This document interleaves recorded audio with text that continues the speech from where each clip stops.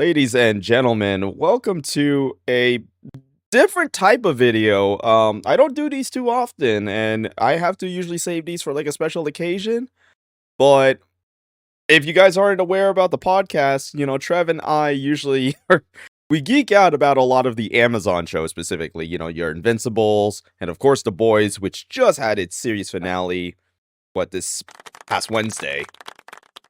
Yeah, that's about right. Yeah, and of course, I think it was a good thing we let it marinate for a little bit because there's definitely a lot of opinions about the series finale.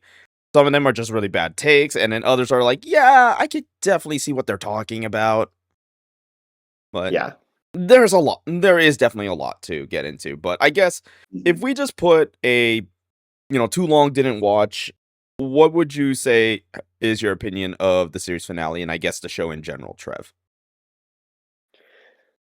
The show, in comparison to the comics, if they were like an Olympic pole vaulter, then they would have the great form going up, and right when their stick connects into the ground for ground. it to like pole vault over. Once season 2 starts going, it's great form, it's amazing, and then all of a sudden they do like they put in a cheat code, and it's like a they do a triple gainer, do some other shit. They fly around to the side, they go around the fucking stadium and everything, high five everybody, maybe get a hot dog, and then teleport right back in midair and then stick the landing. Because I believe that they did a bunch of shit that they wanted to do and tweak a lot of story elements that they needed to tweak because they wanted to change the story that they were telling from the comics. That Eric Kripke and his team and the writer team on The Boys had a very tall ask of honoring what people know, but also tying up loose ends for what they set up. And do I think they did it right? Wrong. I think it's a mixture of both. I think that in some areas they got it down to a T. Like the things that they paid off were the things that they set up from the first episode, in my opinion. And which is why in that last episode you saw a lot of callbacks and you saw a lot of different, like you saw Huey and Butcher's moments right in the end. You saw a lot of the moments with the Deep and his final moment coming from Annie, which is kind of a full circle moment to how he was introduced in The Boys and that whole scene and everything. So I feel like they're doing a great job of sticking the landing, but they hit the lighting fixture on the way over to the you know what I mean? Like there was a couple of things that weren't well received.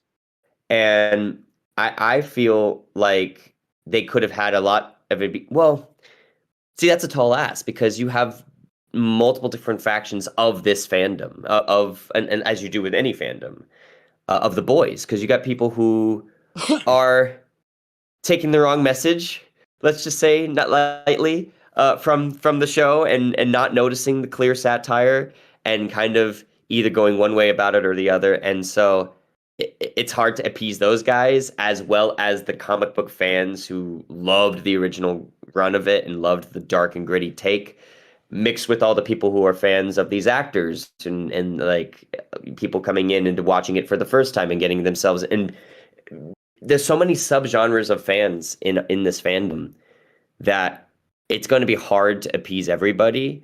And it felt like they did the best that they could in hitting the moments that they could. But it just wasn't as smooth. It wasn't as cohesive as it could have been. There were, like, I feel like they got rid of characters a little early on than what would have been more interesting. Like, in my personal opinion, I would have loved to see, I don't know. I feel like for the like I was gonna say A Train or Firecracker like continue on in a couple episodes, but the cool thing about this is for those people who are familiar with Eric Kripke's past works, a la Supernatural and other projects that I can't name at the moment because that's the big one.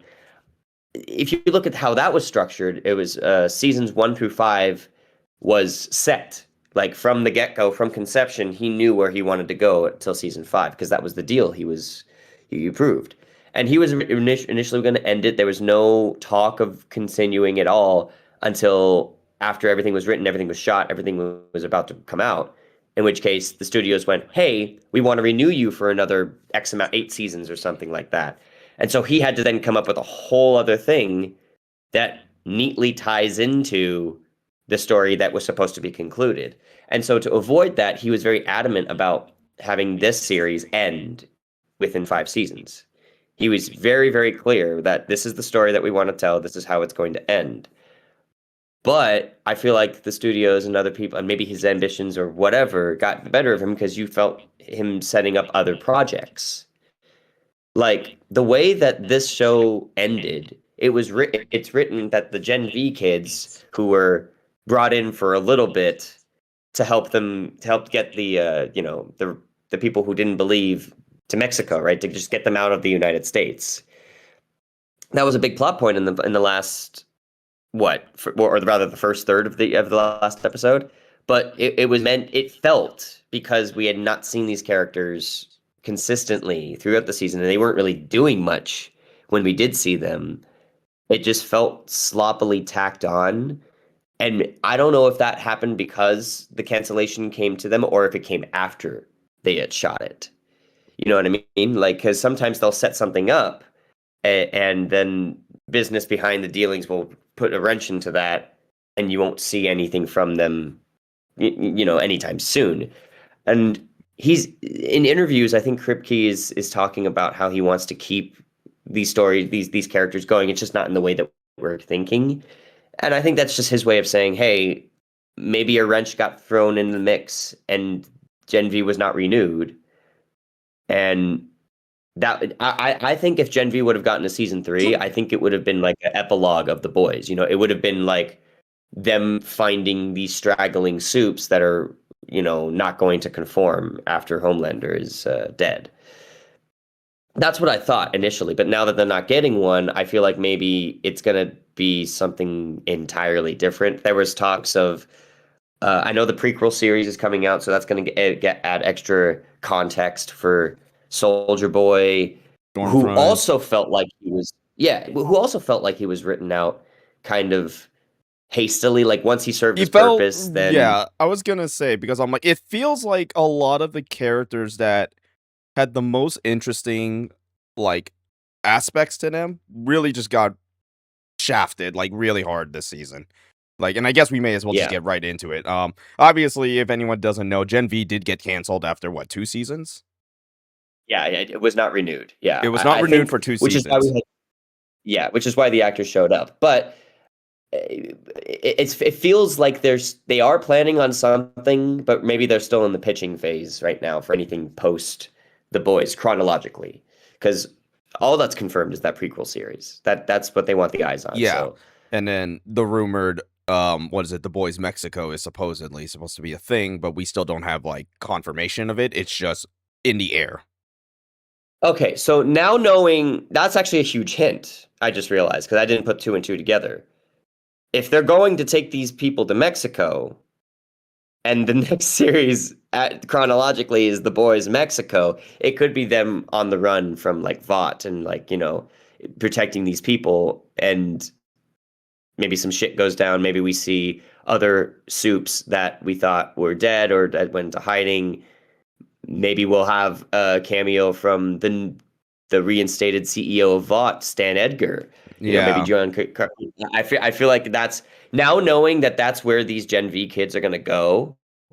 They might it might be a mixture of like, because for one, Butcher's not coming back. Obviously, Well, we know, his yeah, story is done. his story is officially If done. he's ever if he's ever coming back, it's in a cheeky way, like somebody's powers or a flashback or a memory scene, and it'll be just cameos, right? And I think the same with Huey, because they I gave mean, those pretty characters much such great scenes. everyone is pretty much gonna be brought back as a cameo, like, in terms of at least Butcher, Huey, maybe Yeah. Starlight, but the only Well, characters I that think they're not and gonna. I would be surprised. I would be surprised if Butcher and Huey got a cameo sooner than like Kimiko or Mother's Milk. You know what I mean? Like those guys are still seen as living life on their own terms but they could still occasionally, like, come on, the banter.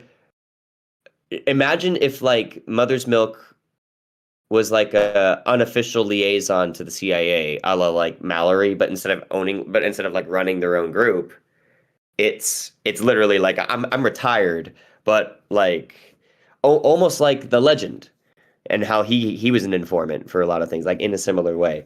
Mhm. That would be pretty cool at the very least. But it's interesting now to see these kids go to uh, Mexico to, or no, they were going to Canada, weren't they?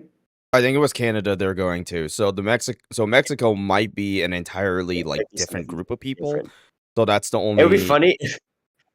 It'd be funny if it opened up with them going to Canada, and then something happened where because of a soup or because of like some inaccuracy, they land in Mexico instead. They go to the other border because that would be a little contrived. I don't know if I would love that, but like I think it'd be kind of funny if they pull one over on us like that, and we're like, no, no, this is about them. This is continuing their story or some bullshit. Um, but given what they're parodying and given what like then since they're not following the comics anymore, it's just going to be loosely based in the world that they've created. Any spin-offs I assume are going to have free reign to maybe call back to the comics but also like do mostly their own thing. So I don't know, I have no idea what's going to be on the horizon. I feel like it's going to be fun. Do we want to Is there anything else you wanted to sorry I kind of steamrolled there, but I but mean is there anything else? I guess, like, if I may as well, just say it, like, it was pretty clear, like, what was this finale going to be. Homelander was going to die. Like, let's not Yeah. pretend that, like, "Oh, we think he's gonna live." Oh, fuck no. Come on. No, not at If you all. The you series can finale? No. a series There's no way. finale, lives are going to be gone. Let's just put it that Yeah. way. And of course, it has to be, of course, the two like most pivotal characters that essentially start this entire franchise being Mm, Butcher and Homelander. And yeah. then of course there's Collateral, of course. And a lot of Collateral throughout the season. Wait. Okay, wait. Let's go through our best Collateral moments. Some sad, some hilarious because some of these are the soups that have been causing so much like pain and suffering throughout the Mhm. series. Um, let's start with sad though. Let's start with sad. I think that even though she was she did deplorable things. She was gaslighting other people. She was kind of like the worst kind of supporter. I feel like Firecracker had one of the saddest deaths in the season. I think and what's sad too is it was quick. I It mean, was quick. It was it was just yeah. so I think that's like what makes her passing like really I don't know if I'm trying to figure out like the best way to explain it. It's just like, well, it's sort of fitting for all the deplorable things she does. She doesn't get like the most like slow, like she doesn't get her collect her thoughts. It's swift. No. Yeah. And of course, It's almost it's at the hands of Homelander, of course. yes. When I actually have okay, so I forgot the name of the podcast, but Valerie Curry, who's the actress, Mhm. went on a podcast recently, and they talked about that moment. They talked about the death of Firecracker, and from the actress's point of view, it was very, um, like literally earlier in that episode, she had betrayed the very foundation of her faith, her pastor, her church, and defamed them in ways that were just simply untrue. And she was asked to basically she's been asked like before the season she was already putting her body and mental health through fucking hell for this fucking baby in Come a cape, yeah.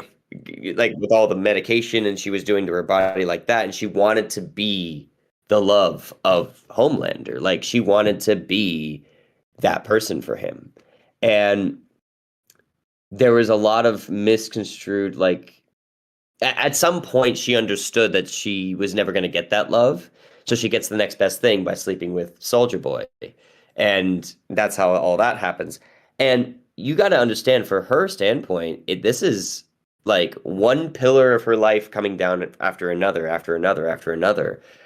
almost like an inverted view of Starlight, where Starlight kept that code of honor even through all the shit. This one never had a code of honor and is still going through the shit. And what does that do to a person who is trying everything in their power to stay in good graces with people who are above her? And this has allegories and things all across. But in that last moment, she has literally bared her soul. She's literally stripped everything away, and Homelander confronts her about sleeping with Soldier Boy and letting loose that she doesn't believe in him.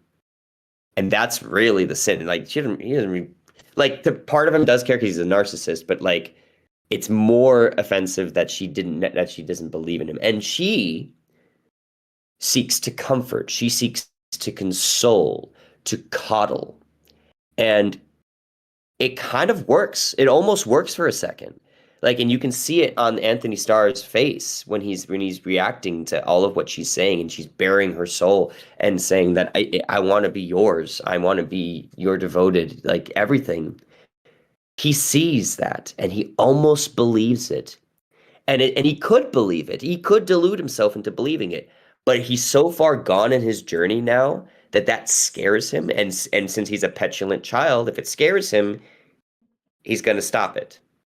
He's going to kill it. You know what I mean? Like this is such a man child to the point where anything that is any real, anything that could be potentially vulnerable for him, he doesn't see. He sees himself as a god. Gods aren't vulnerable. So it's literally the clash of like if he was a little bit less into his journey as his psychopath, then maybe, maybe it would have worked for like a month or two. But he instantly just, and that's why when he softens, you think there's a moment that even the actress was like, I don't know what's going to happen. Is he going to kiss me? And then he makes the movement for the kill. So all of that was completely genuine on both people's parts, and just it got to be so vulnerable that you saw immediately how he would react, and then goes, and that still affected him because all through the season, he's still like looking for somebody to love him. He still wants to be genuinely loved, and he could have believed it, but he does know because he can hear her heartbeat that she's fucking terrified.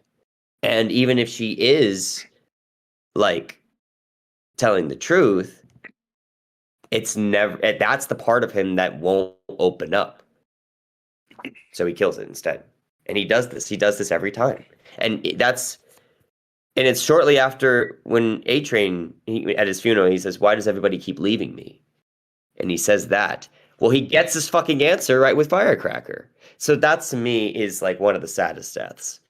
Because it holds all that weight. Mhm. I think the best death that was so unfortunate, but the best like fuck you was A Train's. I'm not gonna lie. Yeah. I know Butcher's, that's the big one, right? That's in its That's own a category. But yeah, I think that's its own. yeah, and besides, we're talking about deaths here. Especially at the hands of Homelander or whatever. But I think that A Train, like, I wish we had gotten a few more episodes with him in the season. But given what else they needed to sacrifice and who else they needed to sacrifice, um, it was, oh God, it was so satisfying to not only see him like have his Quicksilver moment, if I could save time in a bottle, in that moment, but also like be a hero about it and be like a legitimate hero. Like he covered people and took bullets.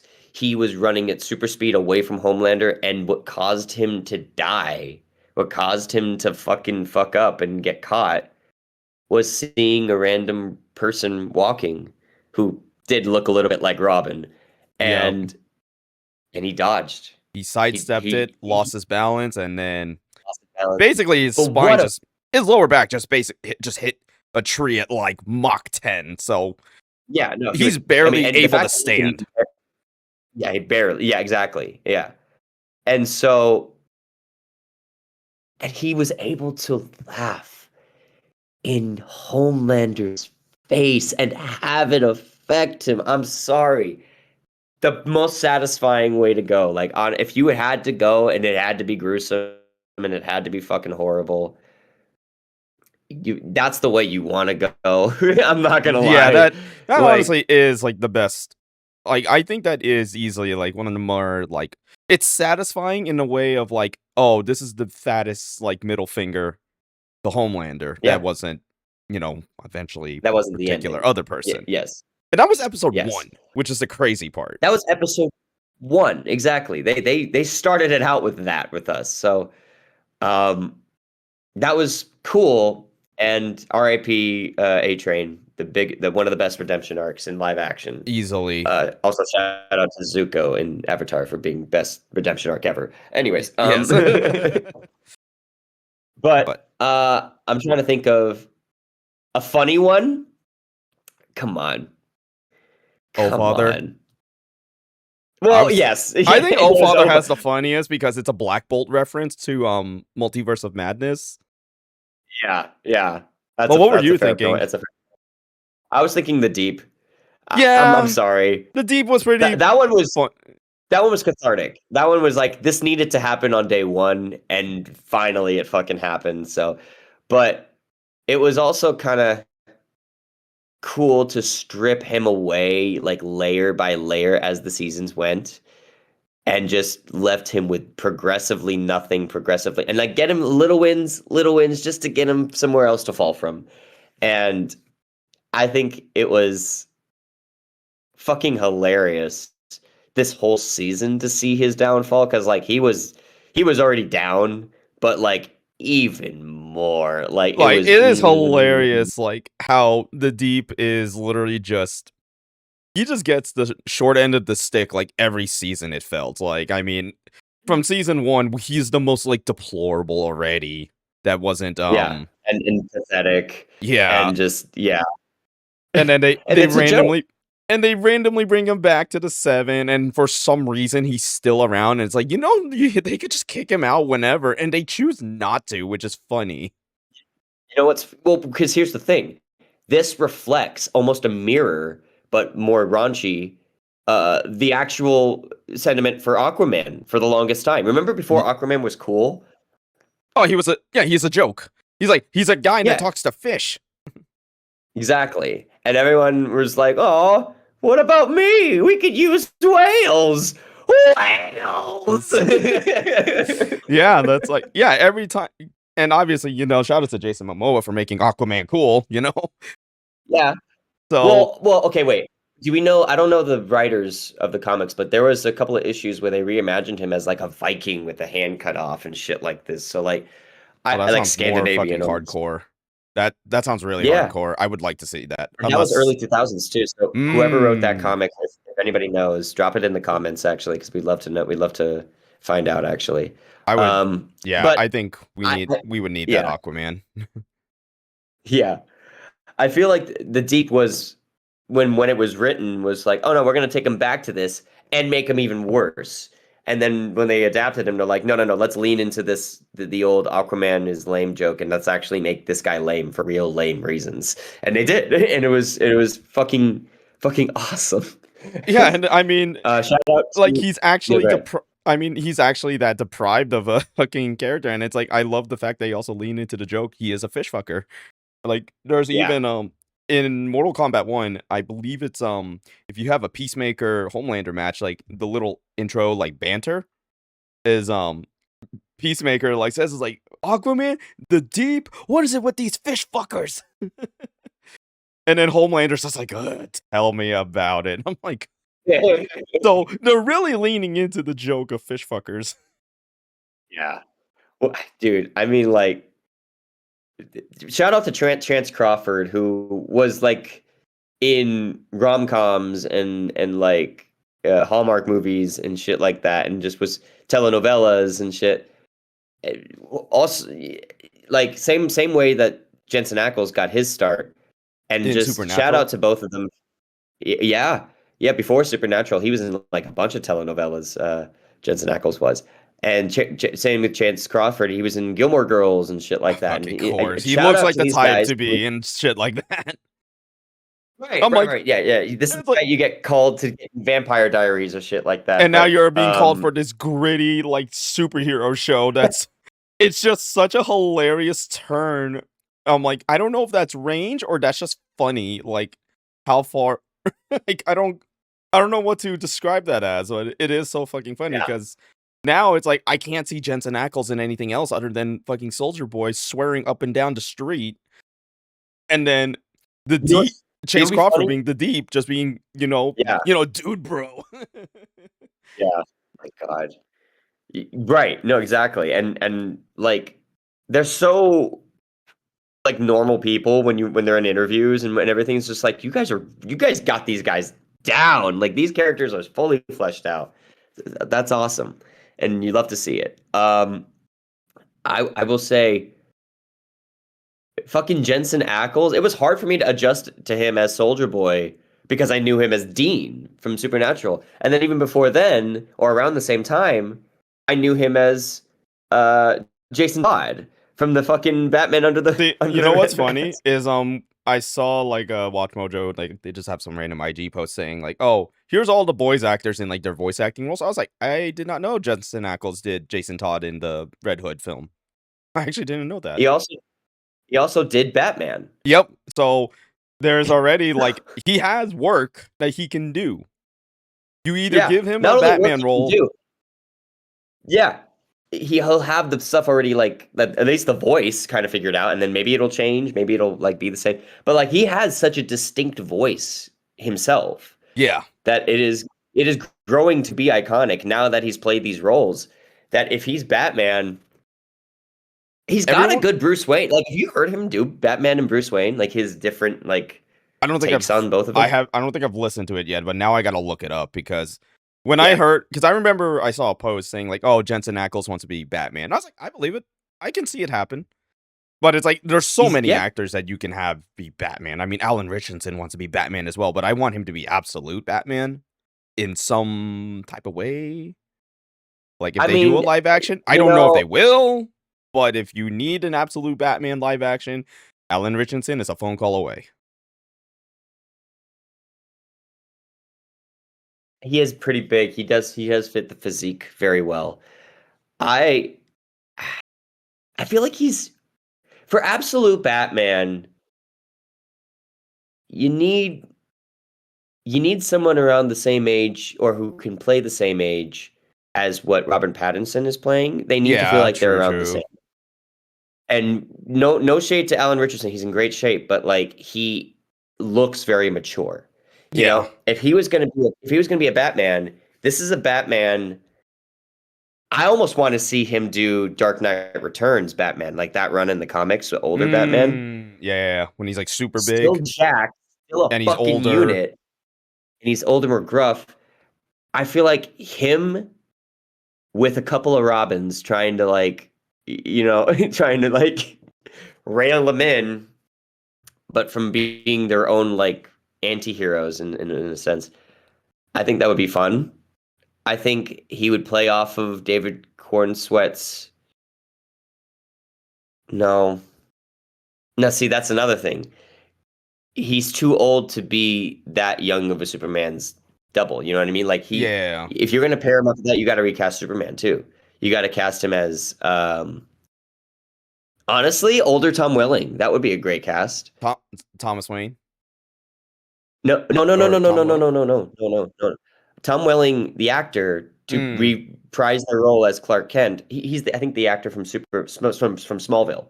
okay, gotcha, gotcha, yeah, yeah, yeah. Okay, yeah, I see That it. Superman, that age now, that Superman with an Alan Richardson Batman, That'd be I pretty think their cool. chemistry would be pretty damn good, actually, and I think that's Yeah, important. yeah, that would be cool. Um, But I I'd guess I'd love to see them in like an alternate universe, mhm, kind of a like a elsewhere, not like a well, like I'd love to get for them to get their own movie, and then for them to have a cameo in a big event. That's what I would think. I think they would have so much fun. You know what I mean? yeah, yeah, but I Anyways, guess we should probably get back to the boys, our little for the boys, yeah. DC tangent. But yes, I mean, yeah, I don't know what else to say. Like I will say though, like initially I was kind of like just to talk about Soldier Boy, it's like, where would he have even fit in the finale? Because someone did say it, but like Soldier Boy's writing felt really weird this entire Well, season. why do you think they gave the powers to Kimiko? Because Yeah. they wanted the payoff after, because I think they knew they were going to kill Frenchie. Yeah, it seemed I like think out the gate, they're like, "Oh, we yeah. know we're gonna kill him off." But if you're going to kill off that character, he's so tied to Kimiko's story that It would if you were make going to have sense. Soldier Boy, that like it would have been weird to just have her lose him and then like get knocked out in the final battle. Because if she didn't have his powers, she wouldn't have been there. I feel like she would have been with maybe Starlight or like there was no other satisfying way for them in the writers' room to pay off that Mhm. moment with Kimiko if they wanted to kill off Frenchie. Because Yeah. they had probably wrote a great. I mean, that death scene for Frenchie. You know what? While we're here, let's talk about Frenchie's death scene. Because people were drawing comparisons to how the first time that he encountered Homelander, he also distracted him with sound. And it was like, I don't know, it was like in the first season, and it was like, Him in the car, right? If I remember I think correctly? so, him at the car. And he was just a distraction for him. And he was able to walk away scot free. And he intentionally did it to lead them away from Kimiko for this time. And it was like the parallels were very nice. It was very well written. You got him to give Homelander another great fuck you, kind of like A Train, because A Train just laughs at him and says he's pathetic, which is a big betrayal of trust because you know friends. But then you have somebody who was so you saw as so beneath you. The Frenchman to Homelander, that was never a matchup that you never thought saw coming. But right before, he manages to outsmart him. He manages to weaken him and give them the best shot. And then he laughs at him and says, "Look at you. I bet you've never danced a day in your life." And this insignificant insect to Homelander just exposed his deepest, darkest fear right in front of him and told him that, Mhm. hey, we see that. It's not hidden. It's not so secret. And I bet you've never loved anybody or loved, had that. And he hasn't. And that's what he wants. That's the one thing that he wants. That's why he wants to become a god. That's why he wants to do all this. And Frenchie just hit the nail on the head and in his own coffin. and Yep. and fucking it was beautiful. And I said that Firecrackers is the most sad. That's the most tragic. The actual most sad death, I think, is Frenchie's because of the reaction from Absolutely. Kimiko. Kimiko is just in pieces, just beside herself. Mm, And and then right Kimiko around when I was no, gonna go ahead, say, go ahead. like, right, and Kimiko's journey is, we've seen it from the fucking beginning, and Frenchie is, like, out of all the characters, like, Frenchie is the only one who has actually, like, comforted her, consoled her and Yeah, everything, learned even sign language just for them to just to talk. yeah, So, yeah, of course, it's gonna hit home. 100%. I mean, she restructured her life around Frenchie. I mean, that was gonna be her love. That is her love. That was her love. So I think it was cool that she got a moment there at the end. What I don't necessarily love is that in order to get that, you put a fan favorite character on ice, basically. Yeah. with and it would have made more sense if he was going to be a main character in a sequel series, but he is the main character of a prequel series. So the next thing that we're going to see from him is before any of the events that we've gotten to know him as has happened. You know what I mean? Like we'll see maybe different scenes from a different point of view. Like maybe we'll see that one scene in season 3 of the flashback scene with Yeah. Noir and Mallory, and that whole thing. Maybe we'll see it from a different perspective. Maybe we don't need to see it, you know? Um, but it just feels like to me that if they're gonna do more stuff with this guy, is it just gonna be like the prequel series, or are they gonna set him up to be Vought's like are they gonna do Like a what they poster were gonna boy. do again?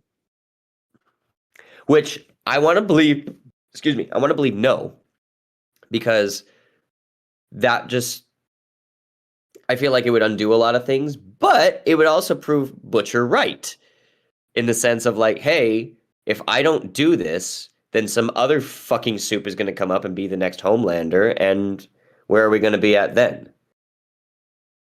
I feel like maybe see that's hard from a writing perspective. That's hard because you don't know if you're going to write him away after one cameo in a new sequel series, if they're going in a different direction, or if they're going to honor that and wake him up and have him lead the next couple of shows. But they I they don't. It doesn't and seem like they're doing that. I don't think, and that's the problem I think with if you're gonna have Soldier Boy come back for a quote, let's just say like a hypothetical sequel series, you kind of Yeah. you're trying your best to make a Captain America, but very basically you're trying to make Captain America, but not a really good one.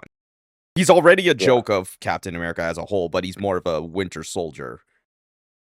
But Yeah. if Winter Literally, Soldier those was two characters worse, mashed together with a coke addiction and a sex addiction, like yeah, literally. literally just like pure 50s like brain. Yeah. And I Yeah. don't, 50s and the is problem is that I just don't think it would work because it would kind of, it's just like at that point you're just milking the character just for memes, like Homelander. I don't want to, yeah. Which there are several puns on that statement alone already. yeah. Uh, but Yeah. and it's just like I don't know how you can make that writing compelling for him because I Hmm. think the Vought Rising series is already going to do a lot for him as a whole. And I don't think you need to go further than that.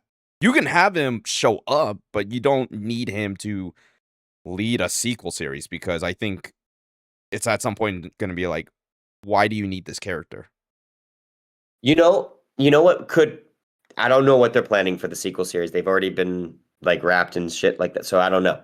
But I hope there's at least one flash forward scene. I think it would be really cool to bounce back and forth between the time period and what's currently happening. Because what if they did? What if this hypothetical for the for the prequel series rather, they give you like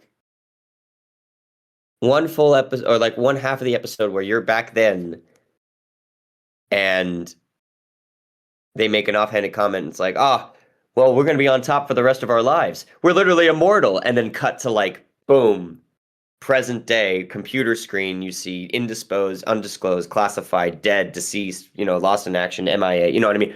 And all these other ones. And then the rest of the season is you bouncing back and forth between each of these soups and the stories that they have for them and finding out what happened, but also furthering on a plot that could be relevant to the present day too, which is why they maybe wake up Soldier Boy. And it's Soldier Boy trying to play ball with Vought, trying to be more of a businessman than he is a soup, but he constantly fucks up and keeps and people who are his hand. I don't know. I feel like it would be something that feels similar to Peacemaker, or at least how Peacemaker started, where you have like a whole team of people trying to put this fucking psychopath in check, and all the while you're gathering more psychopaths from his past and shit like that. Um, that would be fun, but at the same time, I don't know. Um, I don't know how that would look. I don't know how that would work. It may just be predominantly in the past, and then maybe toward the end they flash forward and they wake him up and they go, "Hey, we found somebody," or we finally fucking found you," and it's the people from the past, but it's they're in the future because obviously they took B1 as well. That's what I'm thinking. Because when you have a device like that, where it doesn't just give you superpowers, but it makes you immortal too, and barely almost indestructible, like that's something that could be a great MacGuffin and great. device in a story to be like, wait, he has V1, he has V1. It reminds me of other seasons of Supernatural where like what was the big thing that season? And for one thing, it was Leviathans, it was angels, it was the Mark of Cain, it was the Book of the Damned, it was this. And it was always either a MacGuffin or a power or something specific that they were able to embellish on in the story. So I'm looking to see what they have to work with in terms of that. And V1 is the top dog. So like I could also see like it turning into like a drug cartel kind of a show where like people are smuggling the remaining things of V and Temp V and V1 and like all these different types of superhero serums, you know what I mean? Um and I can see that. And maybe they did that when it first started with V1 because people were making copycats of it and they were going crazy, they were in the market and something like that. So I don't think that's necessarily the case, given everything that the press has leaked about the and what they've talked about the prequel series to be. It doesn't seem like it's a detective drug story or anything like that. So I would be surprised. Um, that would be my wish list, but because I think that would be interesting. But I still have no idea how they're gonna pay off the character of Soldier Boy in a way that feels better than him being put on ice. You know what I mean? Yeah, and I actually want to piggyback off that, like, the idea of, like, a drug cartel story, because, like, if we consider the Yeah. Temp V storyline, that Butcher is dealing with, maybe we can find out why did he just develop a parasite, that was attached to his brain cancer. What maybe Mhm. we have context of, like, okay, what is the risk of Temp V? Even though I'm pretty sure they have stated the risks of Temp V, but I'm like, but I kind of like want to see more of a like a first-hand look instead of just, oh, they just say it and that's it. Well, yeah. It helps to know that The Boys is political satire at the same time. Like it's not just superhero satire, it's superheroes in the real world, so it's very political. Um, which is why you have such a discourse of the fandom now because you have people who are like, I don't love that the show is getting too political. I don't know. Guys, the show's always been like this. Yes, I think we It's need to always acknowledge the been fact like it's this. always been political. I mean, it is just hilariously ironic with what the show had and then what we're dealing with now. And mind you, these were filmed, what, Yeah, 2 years ago or something like that, they said? So a lot of this stuff yeah. being filmed, Well, this whole no thing one was written. predicted what was gonna happen today. No, Golden right. statue, And the fact that Homelander being Jesus, yeah, yeah, a yeah. church that's being weaponized to push certain ideals. They you know something? They went after Stalin. They went after fascist ideals that they wanted to get something out of. So they did their research on Stalin and other fascists of the time, and they were they were completely flabbergasted when the news came on the next day after some of these, and they're like, "Hey, this is not intentional. This is a warning. This is a fucking warning." Yes, Like, I'm sorry, exactly. yeah. So it's not intentional. Like, and so people are uncomfortable watching that. Good, good, The good. point of the Yes, show it's supposed to is be to be uncomfortable. That's what I've always liked about this and Invincible. It's supposed to feel yeah, uncomfortable. Now, granted, you could say yeah, whatever you want about writing. I know these shows have had hit or miss depending on what season. yeah. But let's acknowledge the fact that when they have messages, they get them across pretty goddamn well, and it's supposed to not feel safe. These shows are made for adults. They're not made for people who are barely in high school, who haven't, fully developed their brain yet, or at least are not educated in stuff like that. Yeah. This shows like these are made for, people who are just getting out of high school that want that, you know, this is the possible reality that we're living in. Well, right now it kind of is, Mhm. it's just so that's just something to kind of consider. I don't like it's just funny that you also get like a lot of like comments, the one some of the sites I hate, TikTok and Twitter, and may as well just say all of social media just as a whole. I don't think people understand the Mm. idea of what the boys supposed to be. It is supposed to be Yeah. it's using superheroes as an allegory of politics. Well, Stan Edgar even says it. Like he says that you're destined to lose, and you want to know why? Because it has nothing to do with superheroes. It has nothing to do with this. It all has to do with corporations. It all has to do with people with billionaires with money who have no honest political view and have like their own agendas to fulfill are going to propagate what business propagates, and that's money. You know, a lot of the time, it doesn't matter what the product is. It matters how much it's selling. The product could be whatever, and the people are using that same philosophy and applying it to the show that's saying this thing.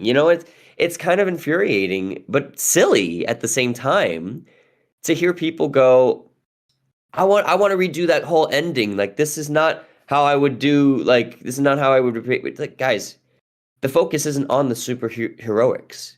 The focus isn't on the fight. If that was the case, we'd see Homelander be fighting people every other episode. And when we do see him fight, it's not a fight. It's a massacre because he has that much power. So the ending can't be anything else but two humans fighting based on what they actually have in skill, based on who they are fundamentally, and that's when we see him break down as this disheveled man child. Like that's the fucking point.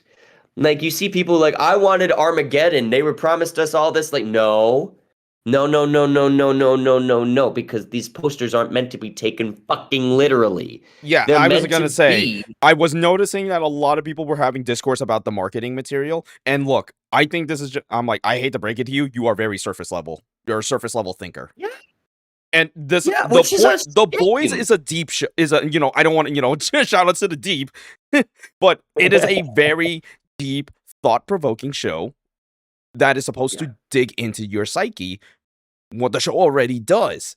And all of those posters is what everyone is thinking they're gonna do. The image of Homelander in the stratosphere looking at a half destroyed America. That is what he yeah, thinks.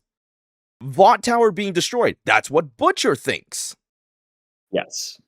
And I mean, But none of that pays off anything.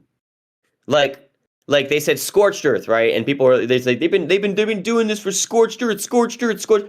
Well, obviously all of us have been paying attention to the wrong thing because scorched earth doesn't mean actual scorched earth, especially in this Scorched Earth context. is Because like the one yeah, thing we all have to consider is Scorched Earth is it's wordplay.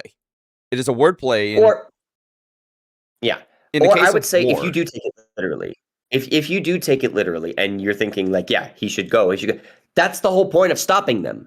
That's the whole subversion of like, okay, we're promising this scorched earth. The whole show has been subverting our expectations as to what we should expect from a superhero medium from episode one. Yes. The fact that people are expecting this big end game level fucking thing at the end is stupid. Like that's not the show that it was ever was. No. It's a show that uses these powers to tell a bigger story, to tell a more brutal story, and to tell one that's more explicit in its themes and more thought provoking in its overall structure. Like I'm sorry, it couldn't have ended any other way than like that. Now, granted, granted, I did think that giving Kimiko Soldier Boy's powers was very contrived after they had built up the virus for that long. I do agree. Yeah, I And think the virus. they tried yeah, and they tried to fucking make the virus work toward the end with Butcher, but that was also going to be stopped too. Mhm. So maybe we got caught in the crossfires of that big whole narrative fuck you, but I feel like if you were going to do that and you were going to have this virus be unleashed, it should have been unleashed possibly previous season and then have it be quarantined to one city where you have soups on the outside and other forces on the outside and maybe big players on the outside who aren't like affected by it. But because there was a flaw in the V, maybe they just wrote themselves in a corner and they were like, okay, we have to They kind of get this wrote stuff. they wrote the virus to be an end game level threat. That's, I think, is the worst case scenario for them. Because the problem is that, Yeah, they keep saying virus, virus, virus. I'm like, they are doing nothing with this thing, to be quite honest. Or they only did one thing, and they tested it on two superheroes who, well, let's just be honest, they're kind of they were jokes already to begin with. They yeah, attempted it and on then Soldier Boy, and they found out Soldier Boy. he's immortal. Yeah, yeah, and he was able to just get back up, which was a great in the moment switch. You're like, what? How the fuck? But then even the explanation of like, no, you have V1, which is the first more unstable, more volatile version of V. But like, it became a MacGuffin. Like, if Yes. it was more volatile, I wanted to see Homelander, like, instead of just doubling over in pain and shooting his lasers out, nothing else changed. Like, he Yeah. didn't get any I other actually. powers. It was very Mhm. clean. It wasn't as unpredictable as they were talking about. So I feel like maybe if they wanted to justify it, instead of having it be V1 as the reason that the virus wouldn't work, maybe it gave like a baseline durability. And we find out Kimiko, that Kimiko was actually given a dose of V1 because they had illegally gotten their hand. Like a backstory like that to show them that like why Kimiko was the only other fucking soup to do this, to be able to do this. That would have given a bit more credence to that and would have set her up a bit more, but they didn't. They basically gave what they said the Russians did to, and mind you, the Russians did this over decades, and they slapped together some bullshit reasoning of like, oh well, we have better technology here, and we can up the dosage, and she already had. That's just like a lazy explanation. Oh, we just have better technology. No, can you explain? Yeah, exactly. And not to mention with the worst technology, with somebody who had V1 in their system, like it still took that long, as opposed to Kimiko, who does not have V1 in her system, She just has it. took and just was able to like adapt it. Yeah. So the whole Ex Machina was Sage, and Sage helping out with Frenchie off screen, mind you. They didn't show any of that. They never really do show Oh my Sage's god. powers in effect. They like very glimpses, but like I get it. I get it. I Yeah, get it. I guess Fucking we a little I guess we frustrating. could I guess we could just quickly talk about Sage. I feel like Sage's character got really interesting and then fell flat immediately. Well, yeah, well, Person. because she stopped being a character and she started becoming a Deus Ex Machina, Yes. where like they had her like they have carryovers from her initial like thing with her like grandma and Othello and like saying all this stuff. But Mhm. like there was no satisfying end for her. And except if you take into account that all of the soups that ended up helping them past A Train lived. Like Sage lived, fucking Ashley lived, Soldier Boy, who did help him once, and even though who helped the other inverse and everything, was never really on anybody. He's alive.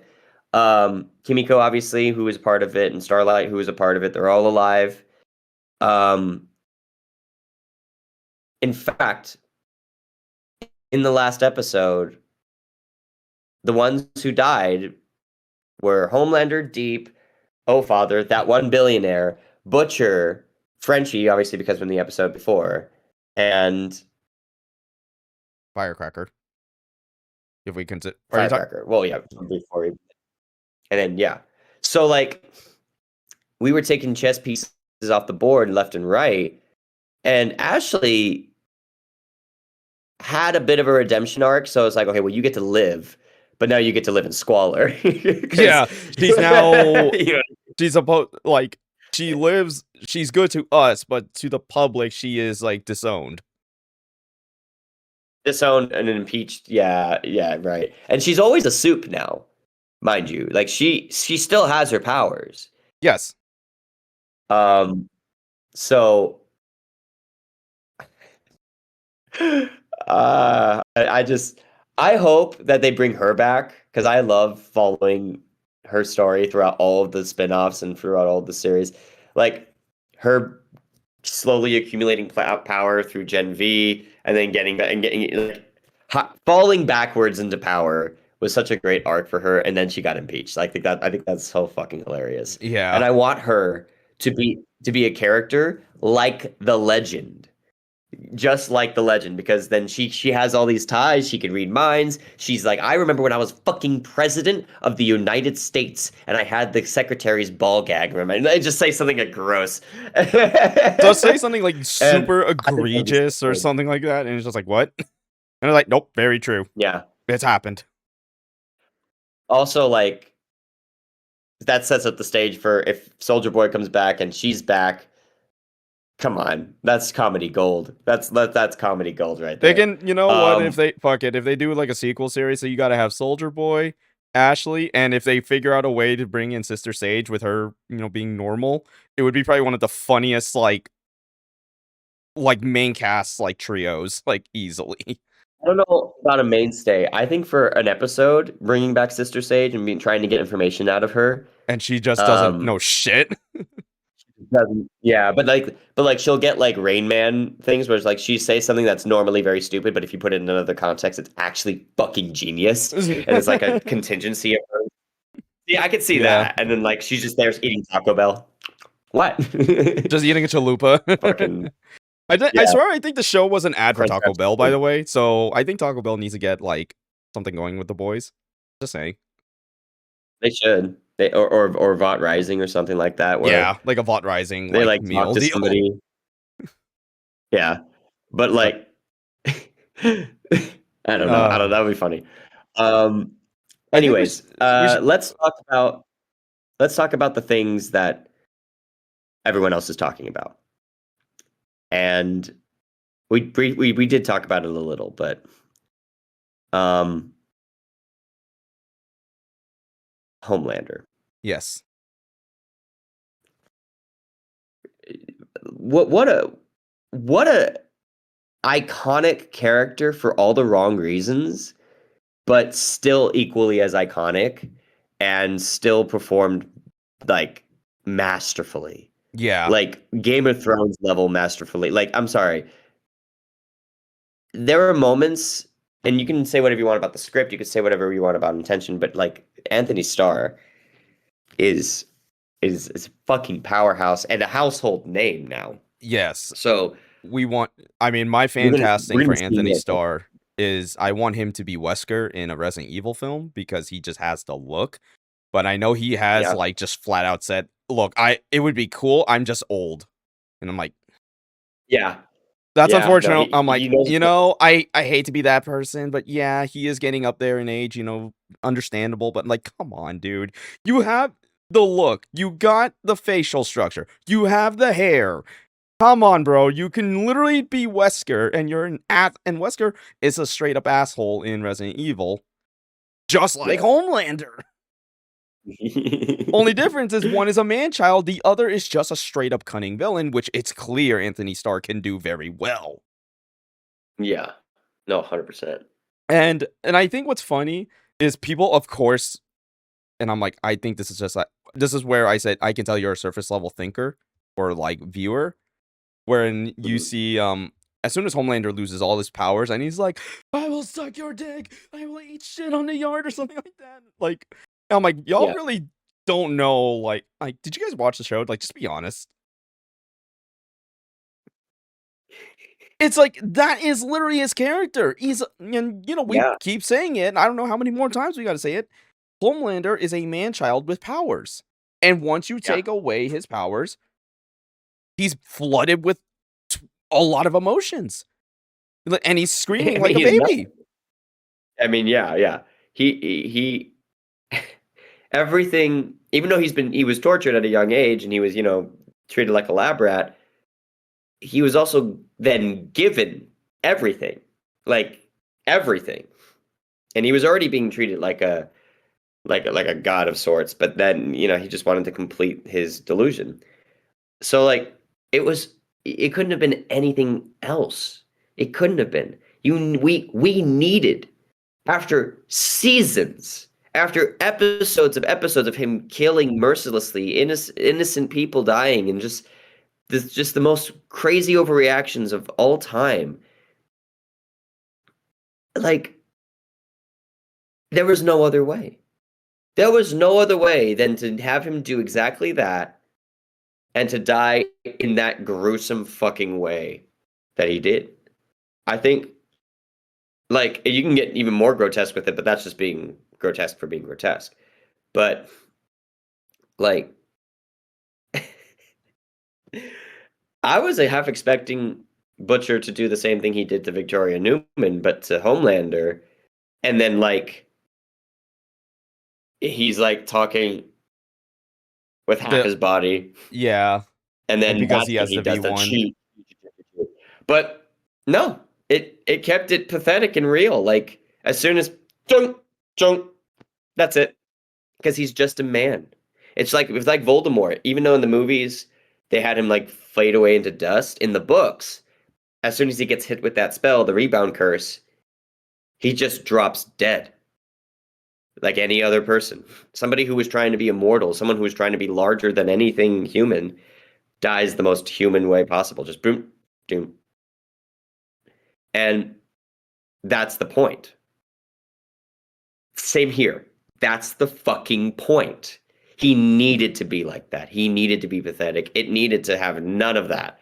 None of the Ponton. Because then you would be like, well, he was a badass bad villain. Like, no, no, no, no, no, no. He was He not, was that was not nothing badass close. about him. No. Yeah, Omni-Man he was is more of a terrifying. badass Yeah, than Homelander, let's put it that way. exactly. Like, Exactly. So, one is an actual, like, has actual superpowers from a different planet, the other is given. yeah. Yeah, exactly. And I thought that was no notes. No notes. I fucking you and I we were in like hushed tones. We're like, "Yeah! Yeah! Oh! Oh!"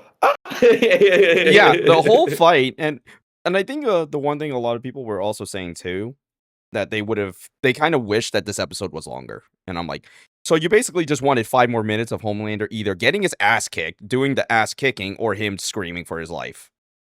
Maybe people wanted him to be dragged throughout the city or throughout the White House in every room possible and like the only problem is that like that would Feel like padding. probably have collateral damage or something like that. I don't know. Yeah. Like I think given Homelander's way, he totally would have done that. Like he would have escaped and just would have been like, fuck this and scorched the earth right then and there. But the fact that they didn't, the fact that they were not, because then he would have been feared and ruled through fear that entire time. Because that would have been the moment he said, like, that's where the gloves come off. That's where I'm gonna say fuck all this. And it would have happened. Any lesser show would have done that and would have given that promise. But the fact that they were like, no, we're not going to give him the satisfaction of even attaining what he wants. We're just going to give him this. And yeah, it was contrived of how it happened. I think it would have been cool if Soldier Boy did have a heel turn and he became like the world's worst anti-hero. I, I think that would have been great because then you would have been like, oh, fuck you, Soldier Boy. Why did it have to be you who saved the day? And it's still that, like, you know what I mean? Like, the enemy, and it perfectly mirrors the enemy of my enemy is my friend for like a second and then goes right back to being your enemy. But, um, I get it. Like if they wanted to pay off all those other pieces that they were setting up, they needed to have Kimiko be the one.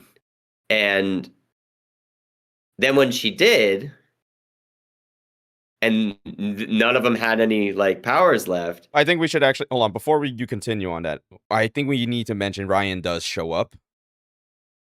Oh, no, you're right. I'm sorry. I'm so sorry. Yes, yes. We And almost forgot Ryan, about him. if it wasn't for Ryan, Homelander would have left and would have scorched the earth. Yes. Like he came at the 11 o'clock hour with that fucking assist. And he just fucking he Beating the laid him out, dude. He did it on principle. mm-hmm. And I think if there is a sequel, if they're, for Mexico and for anything else, we are going to see Ryan I again. think yes, Ryan has to show up at some point for any type of If sequel. nothing else, if nothing else, because he doesn't have his powers either, as the I could see him taking the position that Huey turned down by the president. Yeah. You know Yeah. what I mean? Especially now that he doesn't have any powers, he can affect change in a real way, and he can do it from a desk, then he can do it from, with his fists. Um, because even though Ryan was born with powers, Now he doesn't have any now he doesn't have any. And actually, Ryan was not born with powers, but they manifested powers in without him. 10 feet. Like they didn't, you know what I mean? Yeah, exactly. So ideally, it was burned out of his system. And that's the whole point of where they show Bombshell. Somebody with even V1 in their system and who's lived for as long as they've lived, once it's burned out, they just get to live their life. Now, they might retcon that in the prequel series. Maybe if they show somebody get blasted with it, they actually show them like rapidly aging over the course of a couple of months. And maybe their body is catching up to them. That would be insane. That would be crazy. That would be a Um, wild retcon though, because then that's that like would be okay, that because then it just then shits on basically the main franchise. yeah, right. So like interesting. And yeah. Anyways, I'm coming up with better ideas than what they're actually doing. So um I feel like this is I don't know what's gonna happen. I honestly have no idea what's gonna happen. All I know is that they did stick the landing with Homelander, and they did stick the landing with Billy and Butcher, even if the reasoning was contrived. I thought that was pretty cool for them to be like to have that last moment because Butcher is too far gone. And if Ryan had just forgiven him, yeah, but that would have been too clean. It wouldn't have been Yeah, it wouldn't it have would have. put yeah, I think that's exactly. the one thing I actually was kind of starting to feel at times with this finale. I was like, some parts of it is like a little too clean, even for my liking for this show. But then at the same Mhm. time, the characters that do deserve to have like the sort of ugly endings did get their Get them. ugly endings. Obviously, Yeah. Homelander, and Butcher, which is it And makes Butcher, sense. yeah. But Yeah. like everyone else, was kind of just scot free for the most part. I So feel like I feel like it was important to see Ryan being taken care of by an actual father. hmm Like he's only ever known mother figures, and the two father figures that he had in his life were both horrible, horrible people for yeah, different reasons. yes, But and one was his actual dad, so like there you go. But like now he gets to have a father who not only knows what he's doing, not only is emotionally available, but who knows what he's been through and who got his start being a dad and being a parole officer. Parole officer. Um, so any darkness that is in that kid's heart is going to be looked after by Mother's Milk, and I think, and that's goes back to when I think season 3, when he tells when Butcher tells MM, it's like, hey, if I go and I'm done, you need to take care of him. It's no one else but you, mate. Like you were the best father that I've ever known, and it's true, and it's fucking true. So I think that was beautiful. I think Huey and Starlight kind of retiring is beautiful. Well, him retiring and going back to what his dad did hmm to honor his dad, and then Starlight still doing what she believes to be right, even while pregnant. It was giving Adam Eve vibes before she had spoilers for the show, where she had an abortion, and Yes. I feel like we were gonna see that, but we didn't. But then we got to see it for this show, and I think it's kind of cool, uh, that she's probably taking care of petty crime. She's probably taking care of like it's not sanctioned. She's a vigilante for sure, um, and she's just a normal person because her face is known. And I think that it's a cool attempt to get back to normal, but Butcher's words are still ringing in my ear. Like, what happens when the next one comes up? Because there are still tons of soups out there. Yep. So I want to know what they have planned for the universe after that. It just leaves me asking more questions with this series finale, which is not necessarily something you want with something that's supposed to be so definitive. Um, but overall, and I'm going to pose this question to you as well. Overall, what was, if you had to scale it from 1 to 10, how was this finale like for you? For you personally?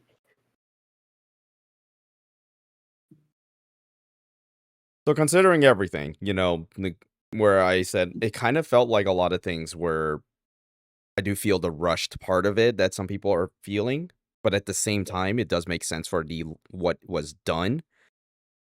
I mean, I think I'd still give it, but like I float between 8 or 9. I think it's an 8 out of 10 if I'm going to be a little critical because of the rushed aspect of it. And I was like, it definitely feels like there was more left on the table that they didn't show. Yeah. But even I would considering, I would have given it. Oh yeah. No, like yeah. even 100%. considering Yes. everything that's happened, right? And in that finale, I think it's still good. But I definitely feel Hmm. the effects of them wanting to do more. Yeah. Um, I would give it a 7.5. Ooh. And I would give it a 75%, basically. Like I think that they did so good in an overall structure. And well, rather, sorry. They did so good about characterization, and they did so good about giving us moments that we kind of wanted, but also give us moments that we didn't know we wanted. And it just felt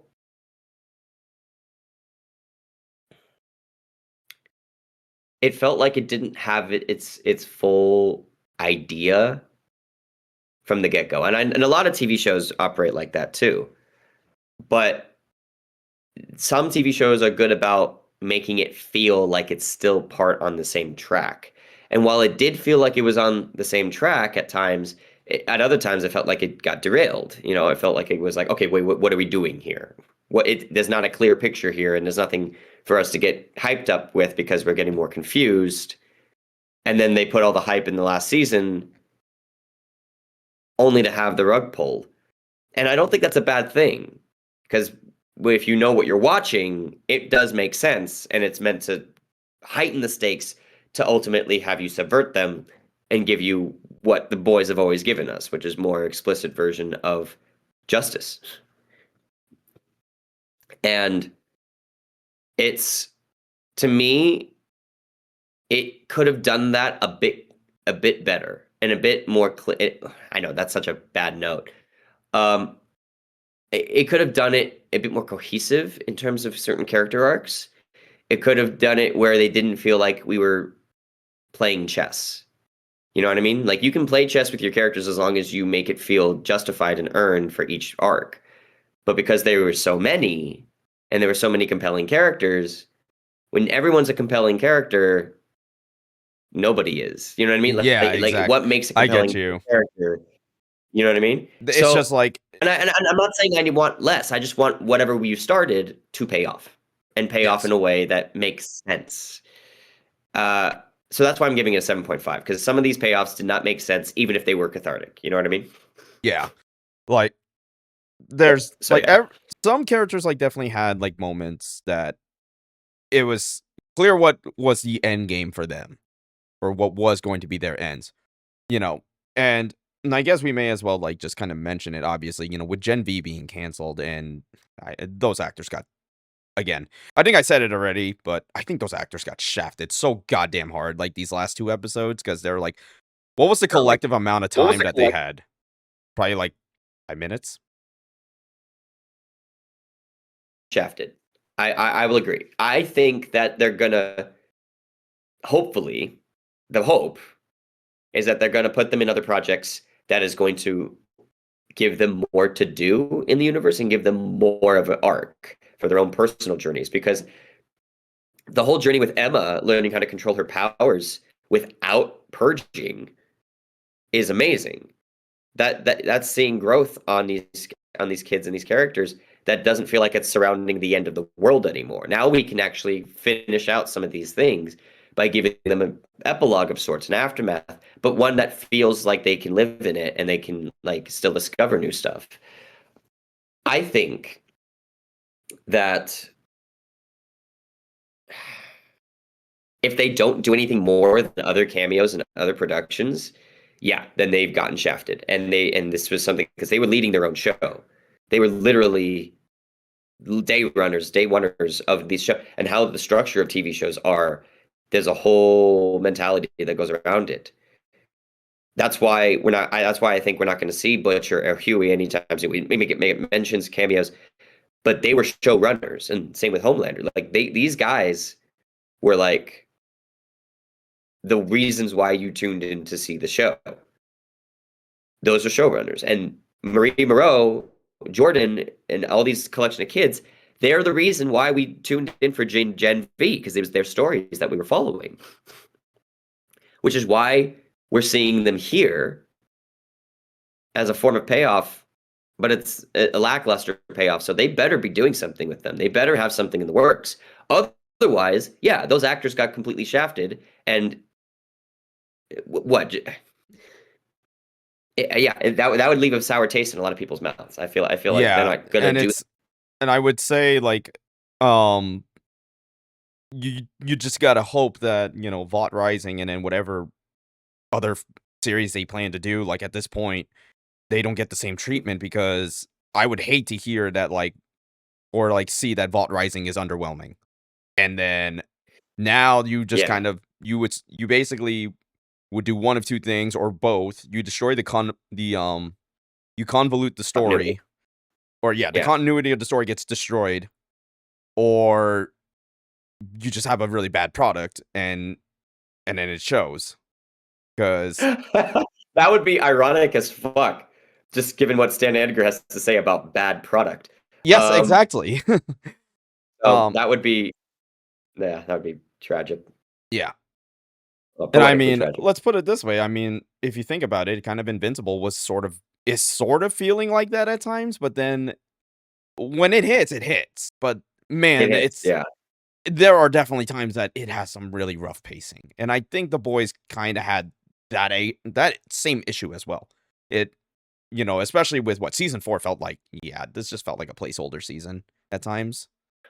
Well, it's tough because streamer sites who produce their own shit, they're more concerned with getting more stuff out there than necessarily the quality, especially when it comes to the superhero stuff, because they're putting their quality in other dramas and other comedies and other stuff, and it's being parceled out of a big budget, like a huge budget, but still, like you're not getting the same care and the time frame for a lot of Mhm. this. I feel like I mean, God forbid, if Invincible had to go on hiatus again, but this time to do the thing that the Spider-Man movies were doing, and that's to make sure it's some of the best animation we've ever fucking seen in our lives.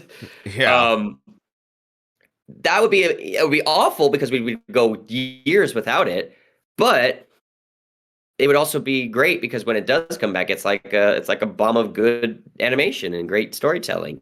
Because the storytelling is there for both. There's great moments of script and great moments of character, but you don't have it's harder with the boys because it's live action, but with animation, it's also hard because you have to get all those animators and all these different studios to come in and do their shading and do their all this and do their all that. And you can see well, what certain episodes they got those studios in on because the quality of it jumps up. Like just in the last season of Invincible, like the first episode wasn't as, and the first couple episodes weren't like as good until the war got started. And then you saw some of the best pieces of animation, but even within that, you saw like inconsistent things of like when Mark and Nolan and Oliver come in and save the day on the planet. Um, there's like a famous shot from the comics that shows how dynamic that is actually, and compared to the animation looks more like a still image than the still image. If that, you know what I mean? Yeah, it's And like that's it does looks like a PNG image that was just slapped on and called it a day. yeah, yeah. So, And it probably was because they put all the resources into making these other moments so stand out in such a short time frame. So I feel that for people's lofty expectations, it doesn't help that they're comparing themselves to, or comparing these studios to fan-made animations. yeah. You know what I mean? And it also doesn't help that fan animations have a bigger turnaround with better graphics because they're not jumping through hoops and allocating their budget to other places. It's dedicated to this one shot. And if that's the case, you know, they should go back to independent contractors for that, but that's not what they're going to do because they don't have the control over that. Because Yeah. then you have to draw up independent contracts, which is, oh, yes, I could do this, but I also have means to use this for my own marketing and my own purpose, and they're losing money in the long run. So they see that as an expense. So they're willfully giving us lackluster animation in certain areas, but top tier animation in other areas within the same show, because then it distracts us from going, well, wait, but now it's not working because people are still going, well, wait, bad animation here, good animation here. What the fuck is going on? Yeah, it You know what becomes I like mean? it's just whiplash. Like Yeah, constant whiplash. exactly. And that's And and I mean, yeah, we've talked about Invincible like, even though this is a boys dedicated episode, but I think it's still like you got to consider that this is Amazon as well, a company that's sitting yeah. on like It's billions and of dollars. you can subsect that budget to any way, which way you want, and you can like parcel out what 300 million or 900 million to or 2 billion to like this company, this company, this company. Like this is what you got for this project. This is what you got for this project. Make it work. And with the demands that they are starting to add on, it's like, well, we're professional, we're boundary pushing. We actually are under budget type shit. You know what I mean? Still under budget. So, and no different from The Boys, no different from Reacher, no different from like all these other shows that are getting enough attention, but aren't getting the attention that the amount of money that's being put into warrants. You know what I mean? Yeah. So it's good. It's good that they had the whole press story. They've already made a lot of money on The Boys with this and everything. Um, but you're gonna have fans that are gonna feel like and it's not going to last as long. You know what I mean? Yeah. And it's going to die out. And because once it starts feeling like that for the fans, that's when it starts to die out. So I still stand by my 7.5. It was a Or lovely, lovely time, and I enjoyed this journey that I went on. And I'm always excited to see more from the universe. But yeah, now it just feels a little melancholic because I'm like, well, one of my favorite shows just ended, and it didn't feel as satisfying as it could be. okay. But I also knowing what they were going out for and accomplished, they did what they accomplished, and that deserves a pass in my book. I mean, Yeah, like, no, they fucking did absolutely. it. But anyways, that's my 2 cents on the matter. On the finale. And then I guess we may as well, let's add one last thing before we wrap up this it's actually like almost close to a podcast episode what we got right now. Remember how we said we Yeah, were going two to try to hours make this 30 napping. minutes? I was like, I don't fucking think we're making that happen. So we have an hour extra of that. But Yeah, 100 I percent. guess let's just say it. The Boys as a show. What are we ranking this and where does it I guess land on like TV shows for you personally? You don't have to necessarily say like your top favorite shows or your Mount Rushmores because that becomes a different conversation entirely. But Yeah, where does it stand for you as a whole series? I think it still stands at a 7.5. I think it's a good, solid product. I think it does what it sets out to do. I think it's plagued a little bit by CW narrative on a bigger budget, if that makes sense. CW narrative is a really interesting way to put it because now I'm feeling it. And I think I'm in the same boat. Yeah. I'm not gonna lie, I'm kind of in the same boat as you because I But do I think don't hate it. it's not that we hate I it, don't it's just we do know. feel its pacing problems. Yeah, but I grew up watching CW shit as much we all did.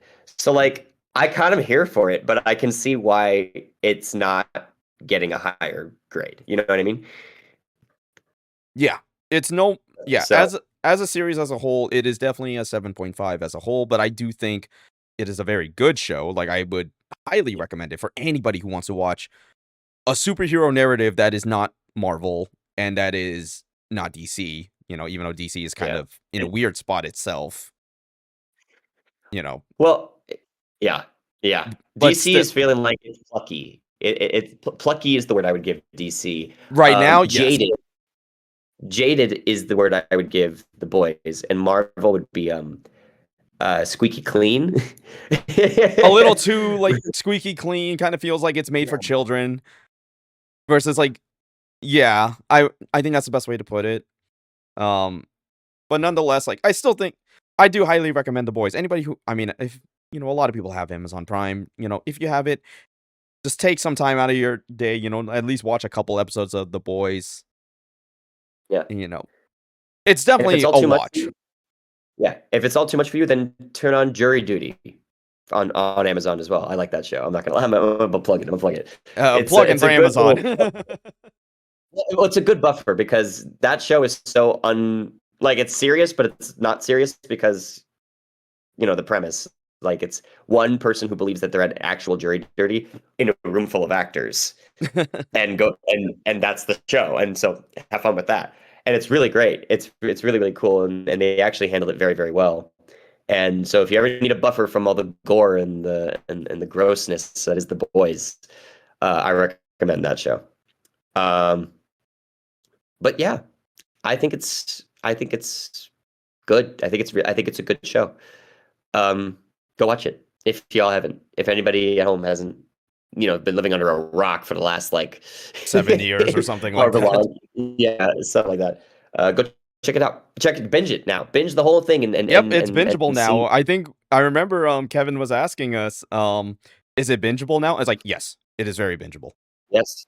Oh, 100%. You And literally can Gen V watch because we have both. yeah, if you want to Like, watch Gen V, sure, but just unfortunately, like I the only thing I can say is like I don't know if Gen V's worth it anymore because of what that just happened. And I mean, if you want to, it's there. But the problem I is mean, like and mind you, this is like where it they stands were right setting now. up to. Yeah, they were also setting up to go back into the boys anyways. It just sucks how they utilized them in the boys. If they had utilized them a little differently, I'd say it would have been a great payoff for season 2 of Gen V. You know what I mean? But it is what it is. Um, every TV show is going to have those little moments. I think knowing that going in, still expecting, a fun time. Yeah, you're going to get a fun time. You're going to get a crazy time. You're going to get, for the first like 3 seasons, you're going to get a fucking insane time. And then you're going to be so invested that you're going to have to figure out what happens. I mean, because if you're not going to watch the rest of it, like you'd be going down a rabbit hole. So it's worth it. And I say it had a great start. So enjoy that. I would definitely say this. At least it avoided the problem this show avoided what The Walking Dead eventually became, which is it became a bit much. Or like it Yeah. became too convoluted that now it's even though like I'm gonna be honest, I'm like, I don't know who talks about The Walking Dead anymore that isn't like outside of like the first couple seasons. I even Mhm. pre-Negan season. Like who's watching it now? So That's a fair point. that's something to consider because you either could at least the way the boys ended, I think is the right way to end it. But if they went Yeah. longer, I think they would have become the next Walking Dead, where Well, that's it's what he didn't want because they were asking him if he had aspirations past season 5, and he says, "I don't want another supernatural on my hands." He literally ended that like a couple of years prior before doing The Boys. And mm, so, like, he was ending at the same time. And he was like, I don't want to be doing this forever. I'm ending Supernatural finally after 15 goddamn seasons. He went 10 more seasons more than he initially went to for Jesus that. Christ. And Oh my god. yeah, And you know what I just realized too? Robert Kirkman is doing Invincible, and he wants to extend his series to what, like several more? Like 9 seasons is what I well, heard. it also helps that like when somebody asks like, where are we in the show in terms of Invincible, and they had like the whole anthology of Invincible, Yeah, yeah, like the yeah. whole completed Yeah, it is comic book complete. series. He's like, if it's this thick, we're about like that way. That's true. We're about halfway. Yeah, we're currently So at the halfway point right now. he might be stretching that story out for the remainder of like what 5 other seasons, which Potentially 5 seasons. yeah, which hey, as long as we're still getting some big reveals and it's still entertaining and things are feeling like they're my worry is with that show, if it continues, it needs to have more stuff to grab our attention and to keep us involved because they're paying off a lot of things from season one that I don't know are gonna hold weight if they just are then, oh, and now Nolan's just here. You know what I mean? Like Yeah, they're exactly. because they're slowly getting him to be redeemed slowly, like at a snail's fucking pace, and you can see it. But like this is going to be nuanced as all hell, and it may never ever get back to it unless like I don't know. I haven't read the comics, so I don't know. Unless Nolan like kills himself or he sacrifices himself, you know what I mean? Like Yeah. unless it's a big sacrifice. But honestly, I don't know. And if he says he has about like 5 more seasons in the works, that means he's figuring that shit out right now. Yeah. So And I mean, he's uh, already kind of deviated, like, even though it's for the most part pretty on par with like the comics, but he's definitely deviated like from a couple things. yeah, they're hitting broad strokes, which is I think the same approach that Eric Kripke had for the boys. They were hitting the Mhm. broad strokes that the comics needed to hit, but because they were doing so much of their own thing, it felt a little clunky until they finally got back to where they wanted to end it. You know what I mean? Yeah, exactly. So, but anyways, I recommend it. It's a great show. Um, I had a lot of fun. I had a lot of fun watching with you and bonding over with Yeah, this with you. it's such a It- fun show. Like, there's no way you don't have fun with the boys because of how insane it just is. And I mean, if you're gonna like tell me, it's like if someone's gonna like go on the street, like, okay, how do you describe the boys to me as someone who's like never watched, anything superhero related? It's like think of superheroes as celebrities and just go from there. and just go from there. And that's exactly it. They're big personalities. They're streamers. They're Twitch streamers. Yep. They're TikTok influencers. They're everything. They're the whole conglomerate of it. So, anyways, I can hear my voice tired as fuck. We've been talking about this for almost nearly 2 hours. Well, Um, it is current. Yeah, we've been talking about this one a yeah. lot, but I mean, I don't want to go as far as like my Ghost of Yote. I mean, then again, that's a whole different style of video with me and We'll, Gavin. So, yeah. but we We'll definitely leave that. might be doing more stuff like this. Maybe next year when Invincible was it season 5? Yeah. Right. Maybe we'll do this more with like certain like TV shows, and I kind of want to do this more with like movies as well, like that ones that all of us have watched, and maybe just like we want to go deep diving into it because I know at least me and Gavin are definitely going to be doing that with the Resident Evil movie that's coming out later this Yeah. year. As someone who is very attached to that franchise nowadays, um, Yeah. and Zach Kreger being a fucking awesome director, dude. So It looks yeah, amazing. yeah, and I mean, shit. I mean, I could go on for stuff like that, but Yeah. Yeah. Yeah. I definitely want to do like more of these style of videos, just talking about just like certain media, just like mostly shows, movies, and honestly, like maybe I'll even I really don't know if I want to bring back the wrestling stuff anymore because I just don't watch WWE as much as I used to, compared to the last few Oh, years. yeah. You know, Yeah. it's more of I'm more doom and gloom on that product as a whole. And maybe I'll bring, but Mhm. you know what? I think I'll probably bring stuff like that for particular games that maybe we all ended up playing. I just think it's funny that you like brought us into that a little bit, or brought me into that a little bit, right as you were exiting it. It's a little funny, a little funny. Yeah, But but you do and what you it's got. yeah, we could go on and on. Yeah, but Yeah, we could. we're gonna go ahead. We're gonna wrap up this video right here. Thank you guys for watching or listening to us just kind of rant about just the boys, Invincible, Marvel, our little bit of Batman fan casting, Yeah, and we literally were just like all over the place. Thank you guys so much. yes, of Seriously. course, of course. And I may as well say it, Mr. Trevor, where can everyone find you now? Well, same place as always on Instagram at PJ_DYNO. Um, I am currently in between projects right now, so there's nothing crazy. So I might be in the think tank making some music or making some other stuff. And hopefully I'll be posting it. I want to get better about posting stuff on my Instagram in terms of music, and I think that'll be pretty cool. Um, and you'll probably, hopefully, see me next time on the podcast coming up. So yeah, Oh yeah, stay tuned. definitely. Oh yeah, definitely. And of course, I was about to say, oh, I am kind of a host here, but I mean, yeah, I mean, it Really? is my channel. But there you go. And I am Zero Requiem 14. Follow me on Instagram, YouTube, Twitch, TikTok, and those are the only social medias I use nowadays. So, but thank you guys for watching or listening to this. I haven't decided if I put up some random B-roll of like some gameplay or if it's just our face cams. Maybe it's a hybrid of both, but I think I'll figure it out once this is uploaded. Anyways, Yeah. thank you guys for watching, and we will see you next time. And go watch The Boys. Go watch The Boys. You can binge it now. Yep, you can binge. You can literally binge the entire series in 5 days. Yeah. Yeah. See the deep do horrible things to sea creatures. Oh.